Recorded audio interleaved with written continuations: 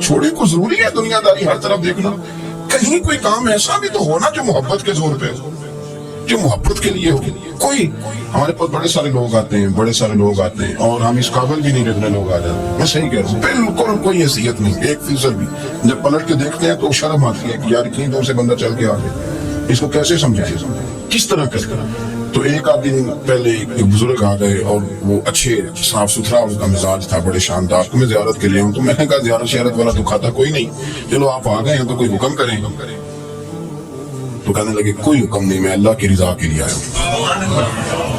یہ کوئی تقریر نہیں تھی، خطبہ نہیں تھا، نہ ان کے سامنے سپیکر تھا، نہ وہ شور کر رہے تھے، نہ وہ نعرے لگوا رہے تھے، نہ وہ ہاتھوں پہ ہاتھ مار رہے تھے. اس بندے نے کہا اللہ کی رضا کے لیے آیا، تو وہ بھی رو پڑے تو میں بھی رو پڑے. ختم ہو گئی. اب بات کو سمجھیں، یہ اتنا تگڑا رشتہ ہے نا یار. کسی رشتے کے بیچ برادری ہوتی ہے، کسی رشتے کے بیچ خاندان ہوتا ہے، کسی رشتے کے بیچ قبیلہ ہوتا ہے، کسی رشتے کے بیچ رنگ نسل ہوتی ہے. وہ کتنا تگڑا رشتہ ہے کہ دو بندوں کا رشتہ ہو، ایک بیچ میں خدا ہو، دوسرے محمد مصطفیٰ ہو.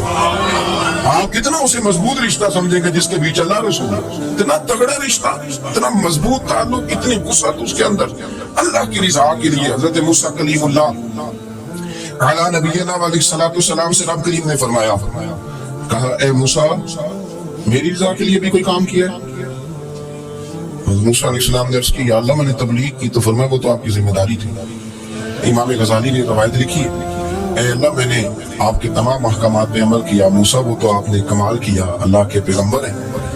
تو میری رضا کے لیے، تو یا اللہ تیری رضا کے لیے کیا ہے؟ تو رب کریم نے فرمایا کسی بندے سے صرف اس لیے پیار کیا کہ وہ اللہ کا بندہ ہے، فقط اس لیے پیار کیا ہو کہ وہ اللہ کا بندہ ہے، فقط اس لیے. میرے عزیز آپ بات کو سمجھیں، زندگی میں فروغ محبت پر کچھ کام کریں، کچھ تھوڑا سا کوشش کریں گرد جھاڑنے کی، کچھ گرد جھاڑنے کی. ہم نے نا ایک سٹیٹس بنا لیا ہے. اب تو مسلمان پہلے فرقوں میں بٹے، قبیلوں میں بٹے، اب شہروں میں بٹ گئے. آپ کبھی گجرانوالا کے لوگوں سے پوچھو نا گجرات تو کہو گجرات والے تو اللہ بچائے، کہتے ہیں کہ نہیں؟ گجرات کے لوگوں سے پوچھے گجرانوالا تو کہتے ہیں کاندھی پڑا نہیں، کس کی بات کرنا. تو گجرانوالا والوں سے پوچھے لاہور والے کہتے توبہ لو بھیا جی. صحیح کون ہے؟ کوئی بھی نہیں. کیوں؟ اس لیے کہ ہم نے ہر شہر کے لیے کہاوت بنا لی ہے. میں صحیح کہہ رہا ہوں، ہر قبیلے کے لیے کوئی نہ کوئی. یہ ہم نے ظلم کیا اپنی جان، یہ ہم نے زیادتی کی. کہانیاں بن گئی، کہاوتیں بن گئی، شہروں کے لیے، علاقوں کے لیے، قبیلوں کے لیے. مقصود کیا تھا؟ کسی طریقے سے نفرت پروان چڑھے.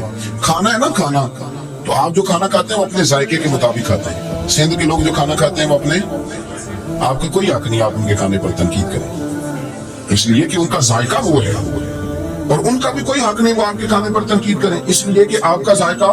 لیکن طنز کرتے ہیں. جو بات سمجھانا چاہتا ہوں وہ یہ ہے کہ ہم طنز کرتے ہیں، تنقید کرتے ہیں. تضحیک آمیز لہجہ ہمارا ہوتا ہے، اس لہجے کے اندر کمزوری ہوتی ہے، اس کے اندر اس طرح کی بناوٹ ہوتی ہے کہ محسوس ہوتا ہے کہ ہم سامنے والے کو بڑا نفرت کی نظر سے دیکھتے ہیں. یہ رویہ کبھی اختیار نہ کریں. اپنی زندگی میں کوشش کریں خلوص کے ساتھ، للہیت کے ساتھ. میرے نبی پاک علیہ السلام نے صحابہ سے پوچھا تھا بتاؤ دین کی مضبوط گرہ کون سی ہے؟ مضبوط گرہ دین کی. تو ایک صحابی نے کہا یا رسول اللہ نماز. 5 وقت مسلمان جمع ہوتے ہیں، ایک دوسرے کا حال احوال پوچھتے ہیں، تو اس گرہ میں مسلمان بندے رہتے ہیں. حضور نے فرمایا تم نے بات ٹھیک کی پر میری مراد کو نہیں پہنچے.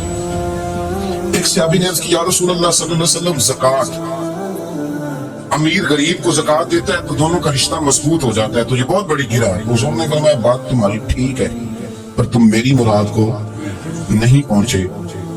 تو تیسرے نے عرض کی حضور حج، مختلف رنگوں کے، قبیلوں کے، نسلوں کے، علاقوں کے لوگ آتے ہیں، ایک ہی لباس پہنتے ہیں، ایک ہی بولی بولتے ہیں، لبیک اللہم لبیک. تو یہ بہت بڑی مضبوط گرہ ہے.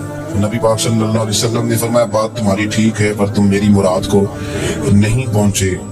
تو صحابہ نے اس کی حضور پھر آپ ہی بتا دیں کہ اسلام کی مضبوط گرہ کون سی ہے جس میں مسلمان جڑ جائیں گے. نبی پاک نے فرمایا مضبوط گرہ محبت ہے.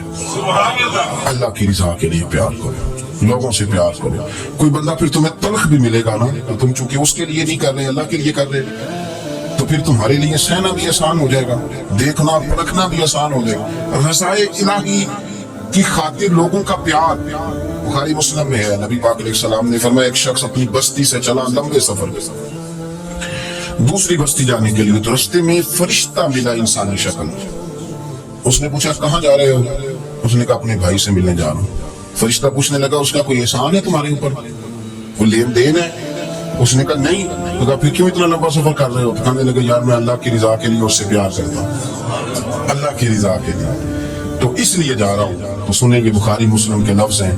حضور فرماتے ہیں وہ فرشتہ کہنے لگا سن پھر، میں انسان نہیں میں فرشتہ ہوں، اور مجھے رب کریم نے بھیجا ہے یہ کہنے کے لیے کہ اگر تم دونوں اللہ کی رضا کے لیے ایک دوسرے سے پیار کرتے ہو تو اللہ تم دونوں سے پیار فرماتا ہے۔ اب یہ محبت فروغ کیسے پائے گی؟ اس کے لیے ایک تو یہ کہ اپنے دل کو تھوڑا سا سمجھائیں۔ آپ ارادہ کر لیتے ہیں نا، جب ذہن بنا لیتے ہیں کہ میں نے کوئی خدمت کرنی ہے، ذہن بن گیا، تو پھر اس کے لیے 2-3 لاکھ روپے 4 لاکھ روپے لگانے کی ضرورت نہیں ہوتی۔ پھر بندہ سٹاپ پہ کھڑے ہوئے کسی بابا جی کو پوچھتا ہے کہاں جانا ہے، تو کہتے ہیں میں نے ذرا یہاں قریب ہی جانا ہے، رکشا تلاش کرنا ہے۔ تو آپ کا ذہن بن گیا نا خدمت کرنے کا، تو موٹر سائیکل بھی بٹھایا تو گھر چھوڑا ہے، واپس آئے تو دل بڑا ٹھنڈا تھا۔ لیکن آپ یہ بھی کہہ سکتے تھے کہ بابا جی بچے کیا کرتے ہیں سعودی عرب میں، تو یہ 200 روپیہ رکشے کو دیں گھر چھوڑ آتا ہے، بچے اتنا کماتے کس لیے؟ دونوں باتوں میں فرق ہے۔ میری بات کی سمجھ آ رہی؟ آپ اللہ کی رضا جب اپنا لیتے ہیں تو پھر کوئی کہانی جنم نہیں لیتی، لیکن جب یہ رنگ نہیں ہوتا پھر کہانیاں، پھر داستانیں ہیں، پھر بڑی بڑی باتیں، پھر بڑے بڑے لمبے لوگوں کے پاس پلاننگ ہے۔ اس طرح نہ کریں، پیار تقسیم۔ اور ایک تو یہ کہ خود اپنے دل میں اچھی سوچیں رکھیں، دوسرا یہ کہ لوگوں کو بھی کہیں۔ جب آپ کے سامنے لوگ بات کر رہے ہوتے ہیں نا، میرے سامنے ایک صاحب نے کہا کہ وہ ہمارے جو محلے کی مسجد ہے نا، اس کا خزانچی مولوی صاحب کے ساتھ مل کے 40 لاکھ روپیہ کھا گیا۔ میں نے اسے کہا یار بڑی پکی فگر یاد ہے تجھے، پورے 40 لاکھ ہی کھا گیا طے۔ تو میں نے کہا کوئی اس کی دلیل؟ کہنے لگا جی بڑے پیسے کھائے ہیں، سب کو پتہ ہے۔ میں نے کہا سب کو پتہ ہونا کام نہیں، اس پر باقاعدہ شرعی گواہ ہونے چاہیے، کہہ دیتے ہیں نا۔ میں نے اسے کہا کہ چلو چھوڑو ساری باتیں، تم نے کتنے دیے تھے؟ انہوں نے کہا میں نے تو کوئی نہیں دیا۔ تو میں نے کہا اگر تم نے کو دیا تو چل میرے ساتھ، میں تیرے تو واپس کراؤں، اور اگر تم نے نہیں دیا تو پھر اللہ سے ڈر۔ اس لیے کہ بہتان بڑا سخت جرم ہے، صبح قیامت اس کا بڑا سخت حساب دینا پڑے گا۔ اللہ سے ڈر۔ یہی عالم ہماری اخباریں کرتے ہیں، جس کے اوپر مرضی جو مرضی ڈال دیا، کون سا کسی نے پوچھنا ہے؟ صحیح کہہ رہا ہوں میں؟ جو مرضی۔ اور اب سوشل میڈیا جب سے آیا ہے پھر تو کسی خبر کی کسی تصدیق کی کوئی ضرورت ہے، اور نہ پوچھنے والا پوچھتا ہے کہ یہ خبر کہاں سے آئی۔ بہت سارے لوگوں کے مرنے کی خبریں چھپ جاتی ہیں اور وہ وضاحت کر رہے ہوتے ہیں نہیں جی میں بالکل موجود ہوں، میں بالکل زندہ ہوں، کوئی ایسا مسئلہ نہیں۔ تو اچھا، اس طرح جب کوئی بندہ کر رہا ہو تو پھر آپ کیا کریں؟ پھر اس کو سمجھیں۔ میں نے کچھ دوست سے گزارش کی، میں نے کہا آپ غلط ٹریک پہ چڑھے ہوئے ہیں، یہ طریقہ درست نہیں ہے۔ اگر آپ کے پاس پروف ثبوت ہے تو پھر بھی مجھے بتانے کی ضرورت نہیں تھی۔ آپ وہ پروف ثبوت لے جاتے اور خزانچی اور امام صاحب سے ملتے، کہتے ہیں 40 لاکھ روپیہ کدھر ہے آپ کے پاس؟ پیسے تھے مسجد کے ہیں، اس کو آپ لائیں، قرآن جگہ استعمال کیے کہ نہیں؟ ان کے پاس جاتے دائیں بائیں کان میں چھیڑنا تو آپ اپنے لیے گناہ کٹا کر رہے ہیں۔ نبی پاک صلی اللہ علیہ وسلم کی حدیث سن لیں اور اس کو ہمیشہ یاد رکھنا ہے آپ۔ حضور نے فرمایا اگر تو نے کسی شخص کی ایسی جگہ توہین کی جہاں اس کی عزت بنی ہوئی تھی، تو نے کسی کو ایسی جگہ رسوا کر دیا جہاں اس کی عزت ہے، کسی نے آپ کے سامنے آ کے کسی آدمی کی تعریف کی تو نہیں تمہیں نہیں پتا، میں بتاتا ہوں۔ حضور فرمانے لگے اگر تم نے کسی شخص کی ایسی جگہ توہین کی جہاں اس کی عزت بنی ہوئی تھی تو رب بھی تمہیں اس جگہ رسوا کرے گا جہاں تمہاری عزت بنی ہوئی ہو۔ اللہ کی رضا کے لیے ایک تو خود پیار کریں، دوسرا لوگوں کو بھی سمجھائیں۔